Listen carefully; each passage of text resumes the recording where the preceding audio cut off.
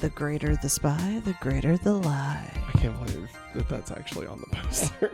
I have seen Kick-Ass and X-Men First Class. I'm very aware of Matthew Vaughn as a director, producer, all those types of things, right? Yeah. Like, I like what he makes. A lot of his movies have just a hint of absurdity to them, Yeah. Like, they're just enough based in reality that you don't feel like you're watching, like, a fairy tale. Yeah. But, like, they are extremely absurd. Like, Yes. Kick-Ass, when Kick-Ass has the rocket launcher. Like, and the jetpack at the end, right? Yeah. Like, and he flies to the top of the building. Yes, that was bananas. Very much not realistic, Yeah. right? Now, everything prior to that, not necessarily super realistic, No. but enough realistic that you could kind of go along with it as if this could theoretically happen, right? Yes. Argylle is very interesting, okay? Like, Argylle interests me in ways that doesn't really concern the movie. Like, the movie itself, I'll just keep it at the movie itself for a second. The movie itself was fun. Like, Yes. I really had a fun time with Argylle. No. I wouldn't say it's like the best written thing I've ever seen. No. But lots of fun action. Like, it's a fun comedy action movie. And there's fun twists. Yeah. I mean, like, nothing that's like super world shattering or anything. No. Like, Not an M. Night Shyamalan Yeah. twist that's gonna just break your brain. yeah. But I mean, like, enough to be an espionage thriller, Yeah. But it's definitely, I mean, fuck, the main guy, the main, like, spy in the movie is Sam Rockwell. Yeah. Like, that should tell you everything you need to know about what this movie's going for. That it's worth watching. Yeah, exactly.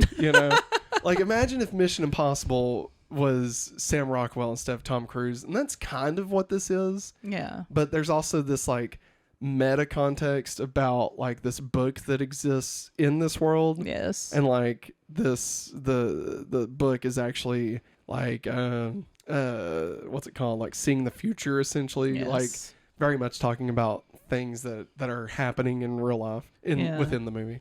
All that being said, this movie is bizarre. Okay, like, here's the thing. Here's the thing about Argylle. Okay, now the plot of the movie is that Bryce Dallas Howard. Bryce Dallas Howard's character is the author of Argylle, Yes. right? And so Argylle is Henry Cavill. Yeah. Right. So Henry Cavill is playing a fictional character of Argylle in this movie, and we only see him when they're talking about the book of Argylle written by Bryce Dallas Howard. Yeah. So the movie really follows the author of the book Argylle, not the character Argylle. Yeah. It would be like if they made Harry Potter and put the main character as the author of Harry Potter. The piece of shit J.K. Rowling. Yeah. Right?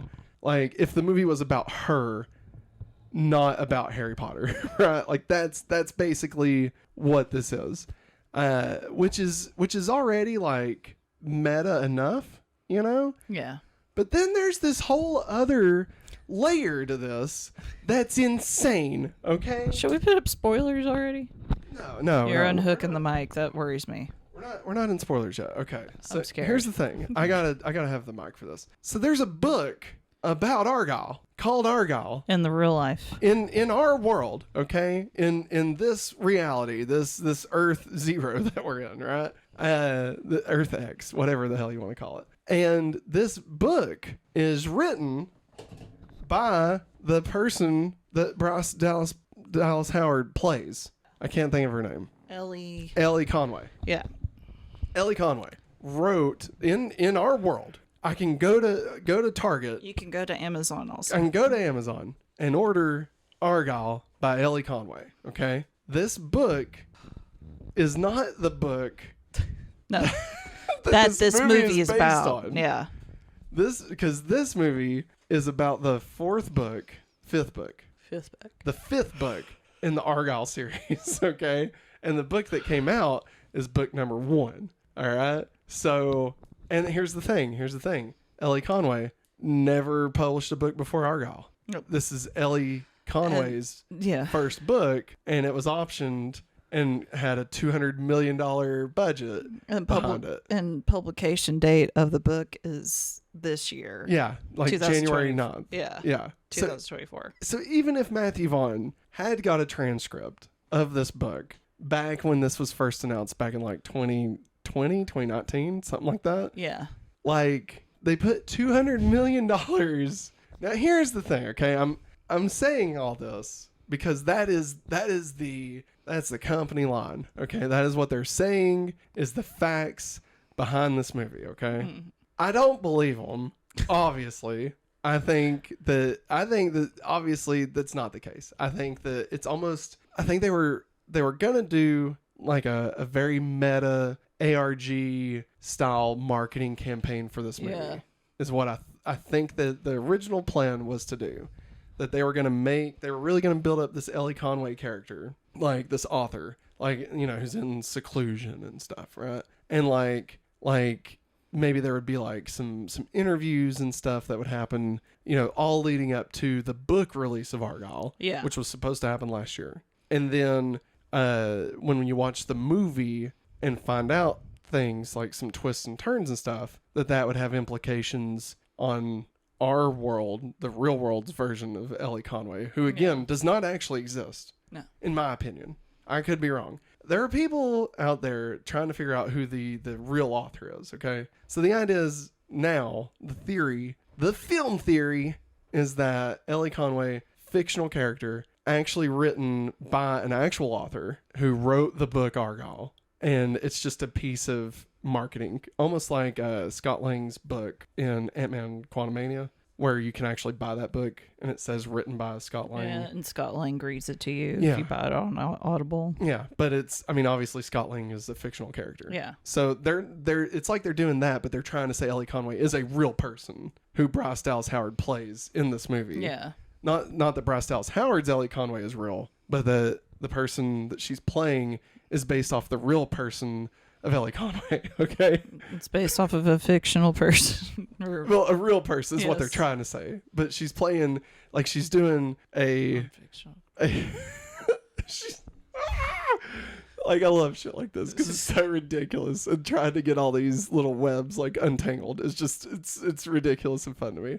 So there's two big theories. One, and I think this one's is the dumbest. I almost put this on the thumbnail. One is that Taylor Swift wrote it. Okay, because apparently she has Argylle prints. Yeah. Right? She has cats. She has a cat. She has the cat bag. Yeah. Very prominently featured in all the marketing. She has British short hairs. Yeah. That's the type of cat that is. Yeah. And that's pretty much it. That's pretty much everybody's thing. I think that's a bunch of fucking shit. Like, why would Taylor Swift write a book? Like, I think that makes no sense. Now, the other theory, the one that I think is more likely, though still definitely not the case, is that piece of shit J.K. Rowling was actually the author. Because allegedly, back in 2017, 2018, at, I think it was New York Comic Con. I could be wrong. Go check it out. Go look it up if you want to. I think Eric Voss broke it down a lot of this stuff. I think is where I saw it. May have also been just people on TikTok. So I don't know exactly. I've taken in a lot of things from a lot of people. Let's take everything. Lots of rabbit holes. Yes. But apparently Matthew Vaughn, doing an interview or doing a panel at New York Comic Con, said that he had the idea of a movie or a book or whatever, of a story about J.K. Rowling, and that a wizard from the Harry Potter world, right, comes to talk to J.K. Rowling because everything she's saying is real, and she had just put a spell on herself to forget everything, but because it's like buried in her subconscious or whatever, that she's actually this big wizard, and like they need her to like save the world or whatever, right? And like that would be the story. And so the theory is that he met up with J.K. Rowling to talk this over, that she loved it, and then they wanted to do it, but Warner Brothers was probably not too keen on like doing a Matthew Vaughn Harry Potter related thing. So they kind of spun it a little bit to be more spy centric. Yeah. And so then the idea from there is that the reason that, you know, they really were pushing this book you know, and this whole narrative about that is that J.K. Rowling was going to write the book under the name Ellie Conway. Ellie Conway. But then because shit happened with J.K. Rowling, obviously, and with the big C and all that stuff, that they decided to just forego all of that and not really lean into it. So they kind of abandoned the meta game, the ARG in our world of, you know, Ellie Conway being an author, that turning out to be J.K. Rowling and stuff. Yeah. They just kind of abandoned all that, but they still had this book. And so they still released it just as basically a cash grab because, like, if you've already got it, why not? Right? Like, if the movie does bangers and you've got this book, people will go buy the book. You get double the money for the same thing. You know what I mean? So that's the other theory. I personally don't think that that's the case. I would say that's close. I would say it's close, but I don't think J.K. Rowling has anything to do with this. I think J.K. Rowling, in my opinion, would probably not be down to not let her name be used. Yeah. You know, like if she actually put in the work. And like, not to be whatever, J.K. Rowling's a piece of shit. She is a piece of shit. But I know she is. That's why I'm laughing every time you say it. But, you know, like this story doesn't really smell like J.K. Rowling. You know what I mean? It does not doesn't. feel like a J.K. Rowling story. Granted, I only know her from the Harry Potter movies. I've never even read one of her books. It tonally, like thematically, like it just, none of this feels like Harry Potter. And I'm not saying every book has to feel like but like a Stephen King book is a Stephen King book. Yeah. You know what I mean? Like a J.J. Abrams movie is a J.J. Abrams movie. A Jeff Johns comic is a Jeff Johns comic. Like, you know what I mean? Like authors have a certain feel. And this feels, this would be, it's like if you said that Steven Spielberg did Saving Private Ryan and Inglourious Bastards, right? Like, I mean, maybe, but probably not, right? Like, they just feel very different from each other. Not saying he could do it, but it's just very, very, very stylistically different, right? Yeah. So, my opinion is that that's probably the closest to accurate, except it's not, I don't think it's any famous author. And I think what really pushed things was the strike. I think the strike screwed up a lot of stuff as far as being able to promote things. I mean, we saw it with Trolls. NSYNC barely got to do anything for Trolls 3. Yeah. I think that, you know, the strike really hindered what they were going to go with for the ARG. And I would say also the money they didn't expect to really succeed. Maybe they started seeing the dailies or whatever, or just the budget was ballooning or whatever the case may be. But they realized this movie's probably not going to be the huge franchise that it needs to be. Yeah. To make back the $500 million that we spent, right? Like, it would need to make $1 billion to be considered a success, okay? Like, as much as I enjoy the movie, I don't think that's the case. Yeah. So, I think that basically they just abandoned that idea. Yeah. I agree with you. Would that have been, I don't think that would have made the movie any better. I think it would have been a cool piece of marketing, you know, just like how like the Slusho website or the Tagrato Industries, like you could see the oil rig like sinking before Cloverfield and stuff. Like, you know, I love shit like that, but I don't think this would have made the movie any better. Yeah. But all that being said, none of that fucking matters because the movie kicks ass. Like, the movie is legitimately fun. It's ridiculous. Like, the movie is supposed to be absurd. Yeah. And it's fun. Like, I don't know if people were expecting like Mission Impossible or like M. Night Shyamalan, or I don't know what people were expecting. But to me, this movie exceeds at what it says it's going to do. Like, it's got good fighting in it too. Look at his fucking hair. Like, this movie is not a serious movie. You know, it's not a serious movie, and that's fun. That's good. It doesn't have to be, but like, look at him. This isn't serious. You know, so I don't know why people are getting so mad. It's like it's not like a straight up parody. Like, it's not like Austin Powers, but it's an absurd action film in the style of something like True Lies or Last Action Hero or something. Yeah. You know, like if the movie in Last Action Hero was the movie Last Action Hero instead of the boy going into that movie, if that was the movie, this would be like that movie. Like, it's just a super over the top, you know, funny action absurd movie, and I loved it. I mean, honestly, like, I'd probably give it like a 3 out of 5. Like, I had a lot of fun with it, and I'll probably watch it again one day. I'm not like dying to go out, but if they announced a sequel, I mean, I'd go watch it, you know. And there is some things that we're going to say in spoilers, which do make me feel a little more open to the future of Argylle, whatever that might be. If not a bit more confused about the future of Argylle. But, you know, I'm definitely, I had a fun time.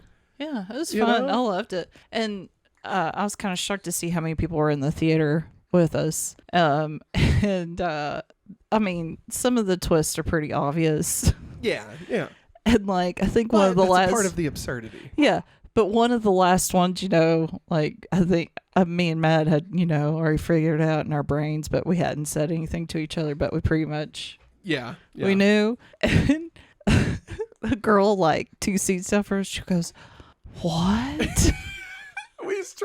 I tried so hard not to laugh at her, but I couldn't help it. I was like, "Girl, Which I it was think, right there." I think she was being funny.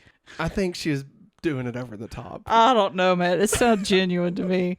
I don't know, because when we did the Nicole Kidman speech at the beginning, like, they laughed. So I feel like they're in on some stuff. Yeah, you know and they laughed at a lot of the stuff that we were laughing at, Yeah. which made me, I was like, thank goodness somebody understands. Yeah. Like, the movie is in on the joke. Yeah.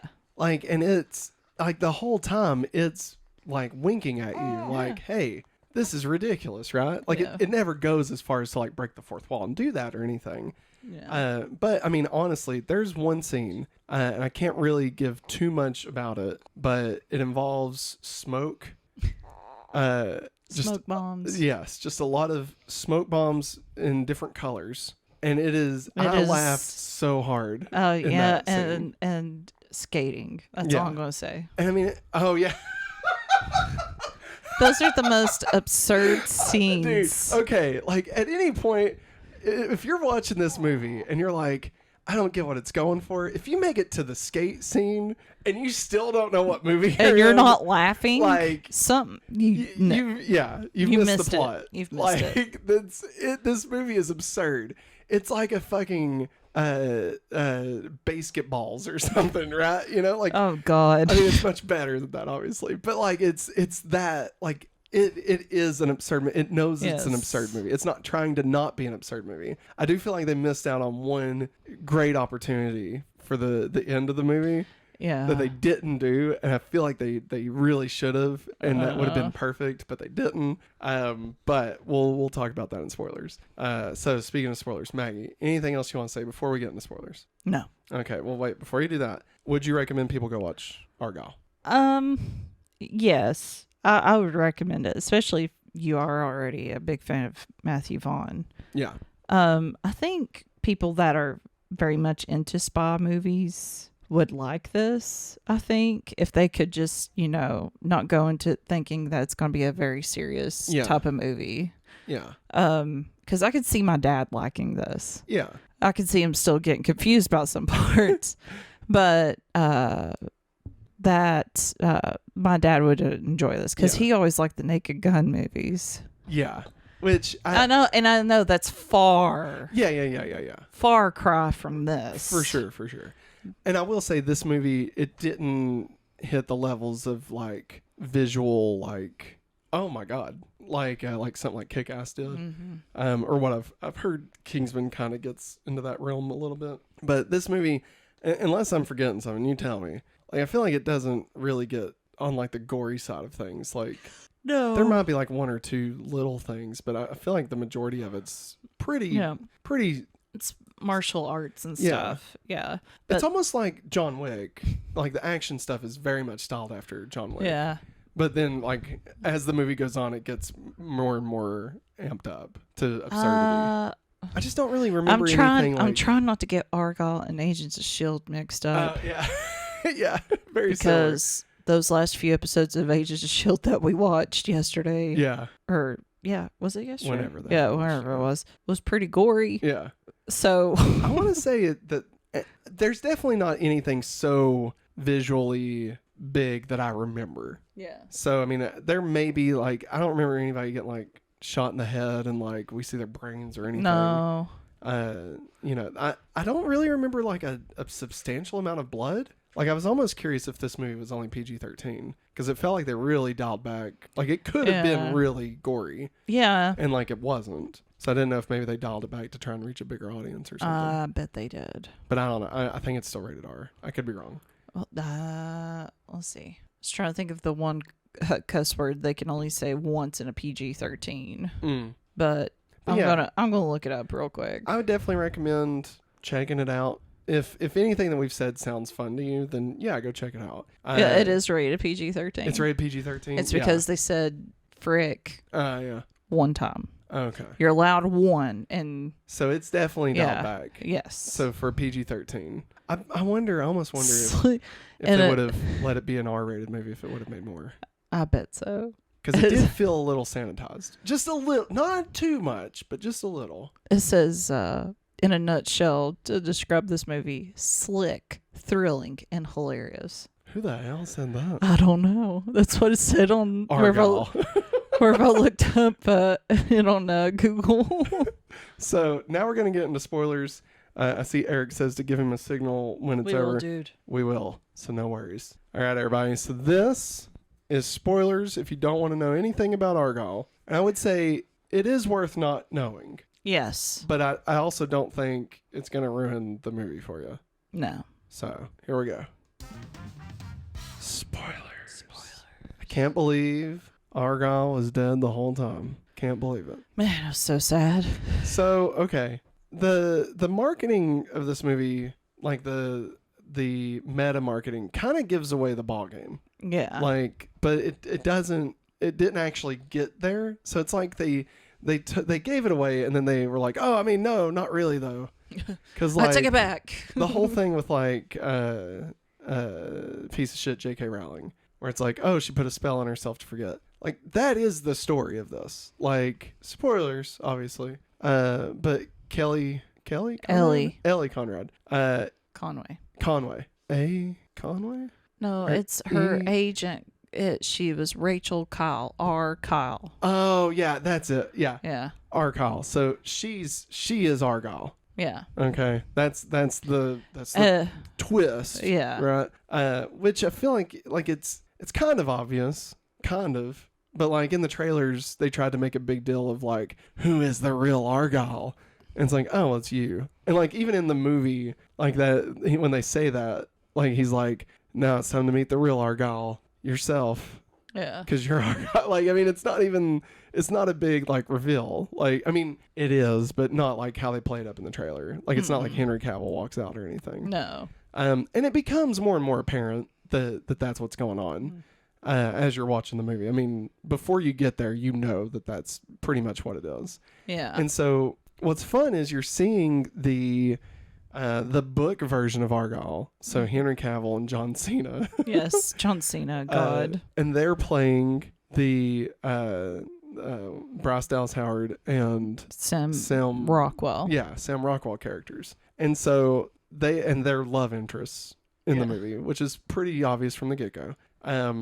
And so, like, at the end of the movie, they are, like, riding off in a boat, and, like, they kiss. That's the end of, but then it shows the end of the book, though. Yeah, which is the end of this movie. Like, it goes back into the book and shows Henry Cavill and John Cena riding off on the boat together. Yeah. And, like, they don't kiss. And, like... I told Matt, I said, they could have at least held hands. Like, I really feel like that should have been in the movie. Like... Yeah.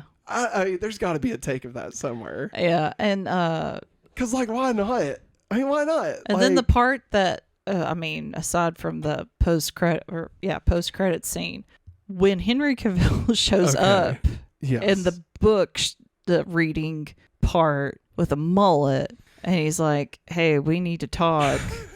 And we're just like looking at each other like, what? And then it's just Sam Rockwell holding the cat. He sneezes. And he sneezes and it just cuts off. And I'm like, that's great.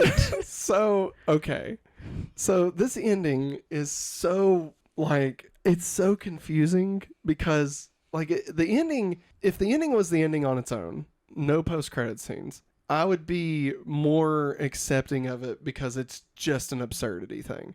It's like the Back to the Future, the DeLorean flying off at the end of the first one.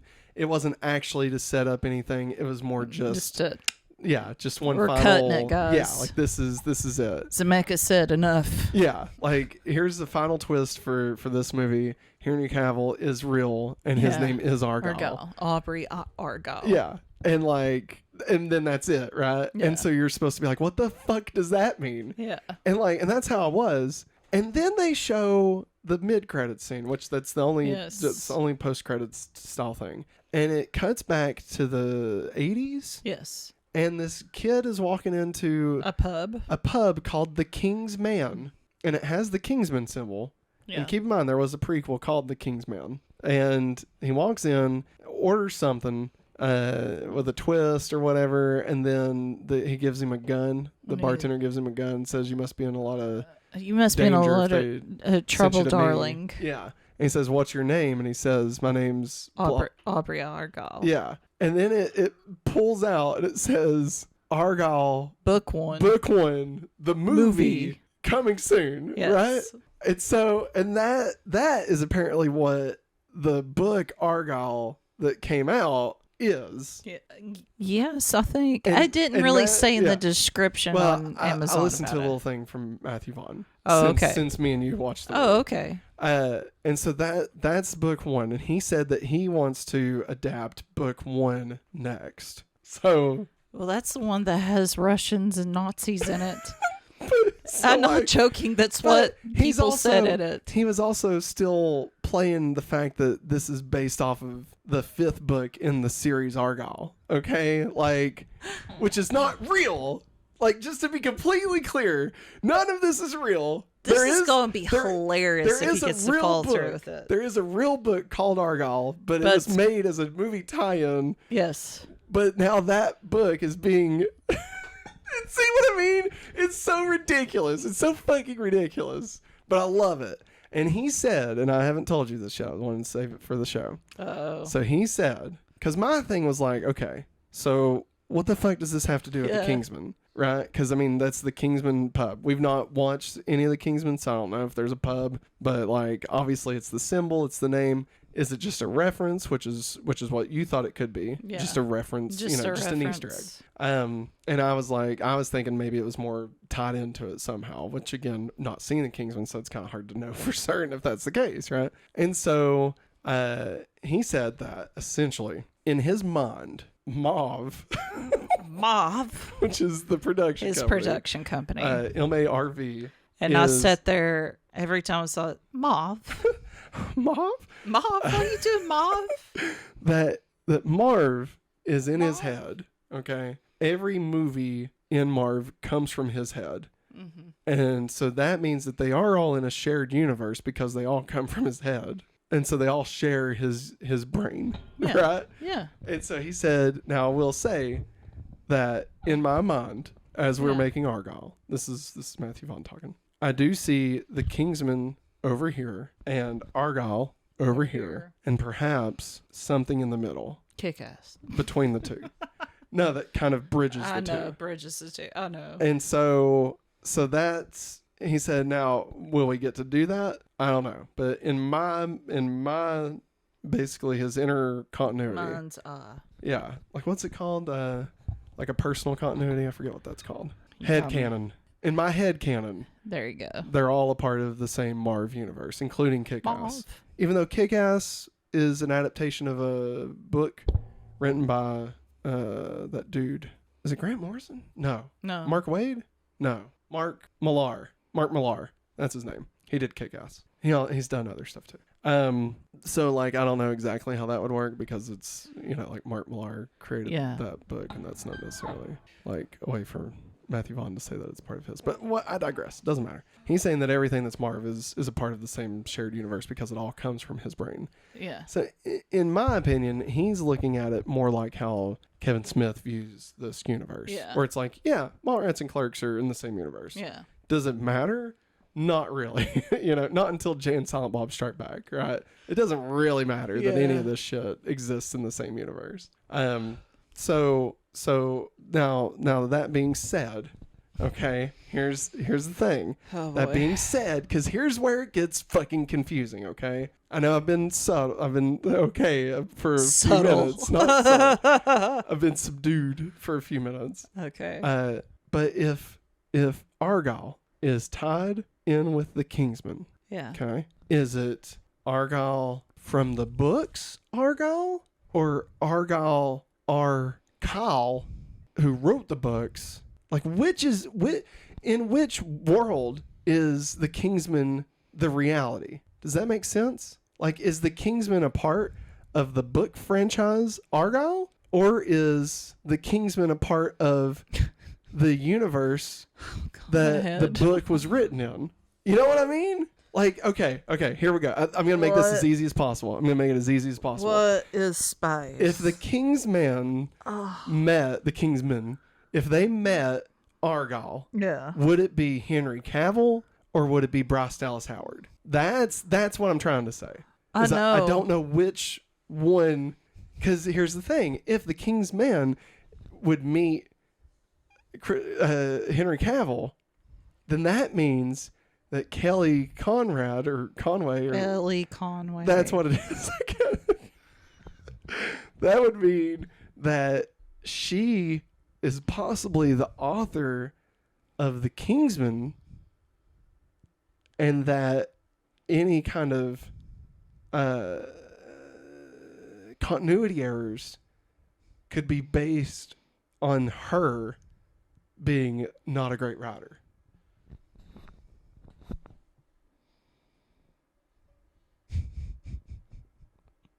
Does that make sense? My head hurts. I'm about to glitch out like Katy Perry. Like, you get what I mean?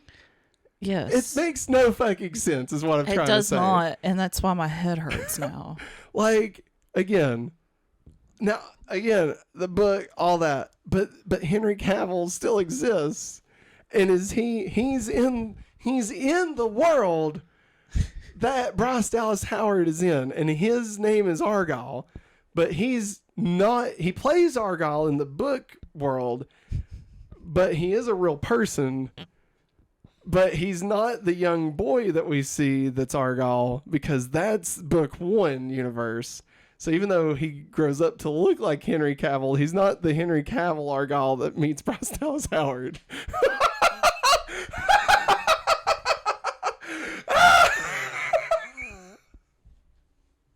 Oh my fucking God. This movie should not be this complicated. Like, they had no idea what they were doing when they were like, yeah, we can make like a fun little book. You know, we do like a fun little book thing, you know? We act like, hey, it's a book. They had no idea what they were getting themselves into. The fucking web of lies that they have created. All right? They had no idea. And I'll be honest, this has me excited. All right? I haven't been this excited for something that I care so little about since Fast and Furious 4 took place before Tokyo Drift. Okay, Jesus. Like, that's when I found out, worst decision ever. When I found out Fast and Furious had a timeline, like, I was like, well, fuck, I gotta watch these movies now, you know, because Han is still in the 4th one, even though he died in the 3rd one, because the 3rd one takes place after the 4th one. Oh my God. So what? That's where we are. What time is? That's where we are with Argylle, and I'll be honest, all of this kind of makes me love the movie more, like, because it's so needlessly complicated. Yeah, you know, like, there's no reason it needs to be this complicated, but like, that makes me laugh. So I kind of love it.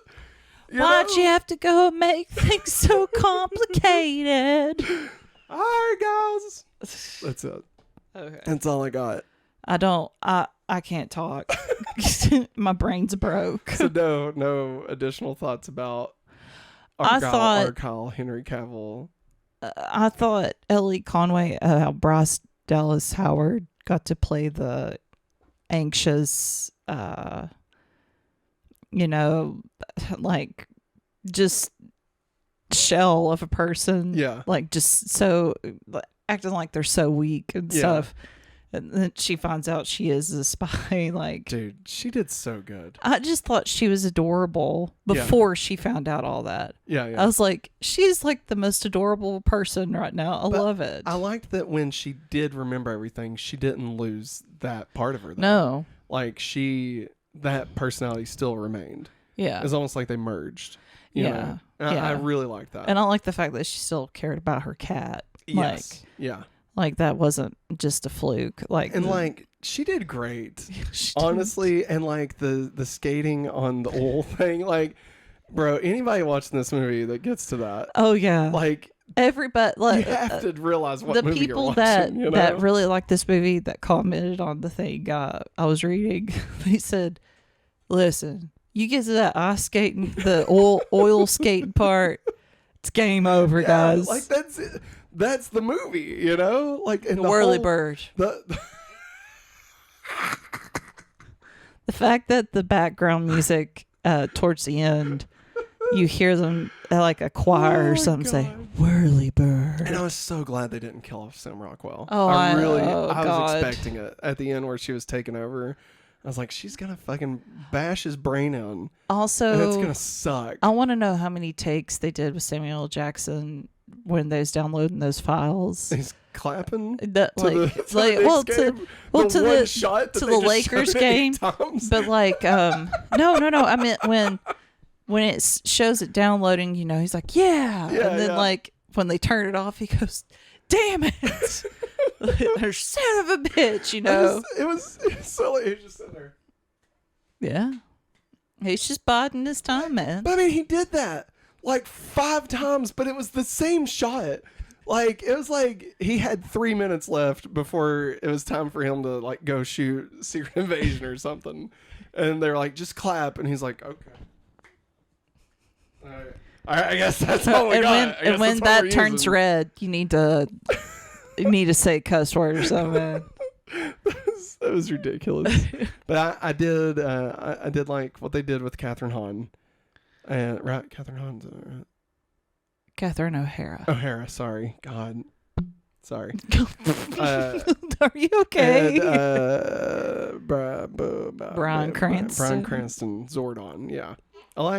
I will say, I did like that reveal. Yeah. It wasn't, like, I mean, it's pretty obvious. Yeah. Like, it didn't hit as hard as, like Michael Keaton in Spider-Man Homecoming, right? Even though that's basically what they were doing. Yeah. But it was cool. Like, I did like that. Yeah. I liked that idea. And I you know, at the end of the day, I had a lot of fun, and like, I can't fault the movie for that. And like, if there's any kind of breaks in logic or whatever, I just chalk it up to it's supposed to be funny. Yeah.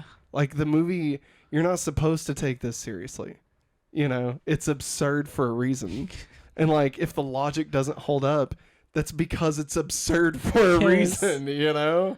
Like, you tell me this fucking little teenage fuck with a metal skeleton can now be a superhero? Kick ass. Oh, yeah.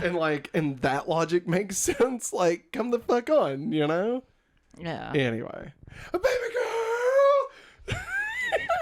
Nicolas Cage is on fire. Baby girl!